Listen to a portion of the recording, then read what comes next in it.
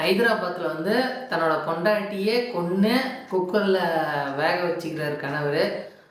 அதை பற்றி முழுசாக பார்க்கலாம். ஆந்திரா மாநிலத்தை சேர்ந்தவர் தான் குருமூர்த்தி. வயது வந்து 39 வயசு ஆகுது இவருக்கு. இவர் வந்து இராணுவத்தில் வந்து பணியாற்றியிருக்காங்க, முன்னாள் இராணுவ வீரர். ஸோ இவங்களோட மனைவி பேர் வந்து என்னென்னா வெங்கட மாதவி. இவங்களுக்கு வந்து வயசு வந்து 35. இவங்க 2 பேத்துக்கும் ஒரு மகன் ஒரு மகள், ஒரு பையன் ஒரு பொண்ணு வந்து இருக்காங்க. குருமூர்த்தி வந்து இராணுவத்திலேருந்து விலகி ஹைதராபாத்தில் கஞ்சன் பார்க் அங்கே வந்து ஒரு இராணுவ ஆராய்ச்சி இதில் வந்து செக்யூரிட்டியாக வந்து வேலை பார்த்துட்டு இருக்கிறாரு. பக்கத்துலேயே ஒரு வீடு வாடகை எடுத்து அங்கே குடும்பத்தோடு எல்லாம் தங்கிட்டு இருக்காங்க.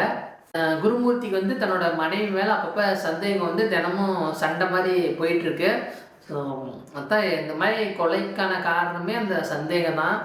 ஸோ அதே மாதிரி இவர் வந்து எங்கள் பொண்டாட்டி மேலே வந்து சந்தேகப்பட்டுட்டே இருக்கிறாரு, தினமும் சண்டை வந்துகிட்டே இருக்குது.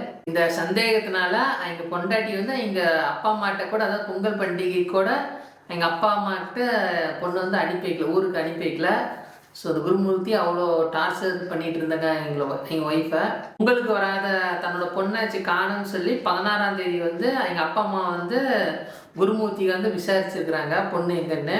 அது வந்து குருமூர்த்தி வந்து என்ன சொல்லிக்கிறாங்கன்னா, உங்கள் பொண்ணு வந்து யார்கிட்டயோ பேசிகிட்டே இருக்காங்க, ரொம்ப நேரம் ஃபோனில் பேசிகிட்டே இருக்காங்க, எங்களோட ஓடி போயிருக்கலான்னு சொல்லியிருக்காங்க. இது வந்து பெற்றோர்கள் இதை கேட்டு ரொம்ப ஷாக் ஆகிட்டாங்க. எங்கள் அப்பா அம்மாவும் பொண்ணை காணுன்னு சொல்லி 20ஆம் தேதி வந்து போலீஸ் ஸ்டேஷனில், அங்கங்கே பக்கத்தில் இருக்கிற போலீஸ் ஸ்டேஷனில் வந்து கம்ப்ளைண்ட் பண்ணியிருக்காங்க.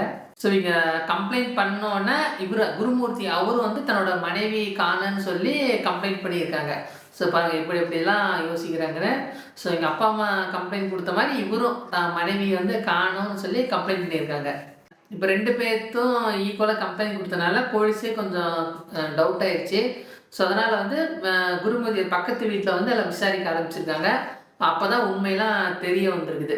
அதாவது 16ஆம் தேதி நைட்டு வந்து குருமூர்த்திக்கு எங்கள் ஒய்ஃபுக்கும் சண்டை வந்துருக்குது. அப்போ வந்து எங்கள் ஒய்ஃப் வந்து ரொம்ப அழுந்துட்டு இருந்தத சவுண்டு வந்து கேட்டதா பக்கத்தில் இருக்கிறவங்க வந்து சொல்லியிருக்காங்க.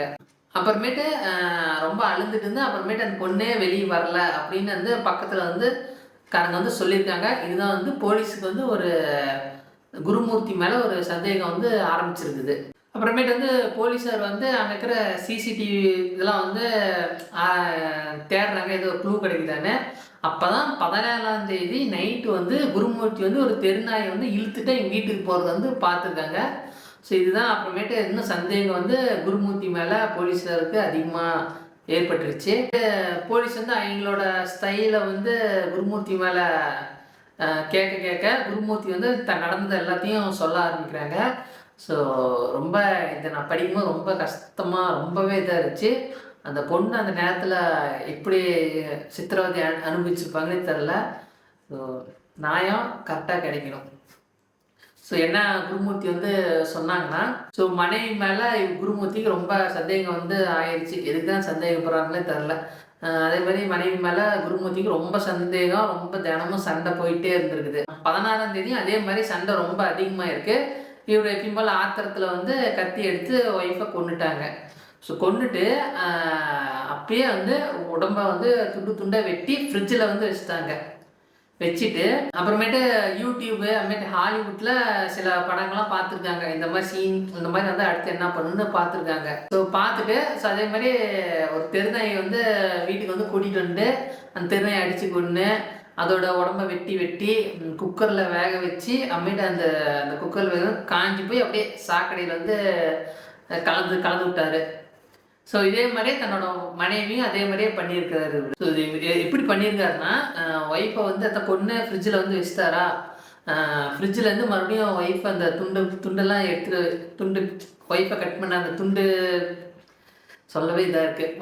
ஒய்ஃபை கொண்டு துண்டாக வெட்டிட்டார்ல, ஃப்ரிட்ஜில் வச்சுருக்காரு.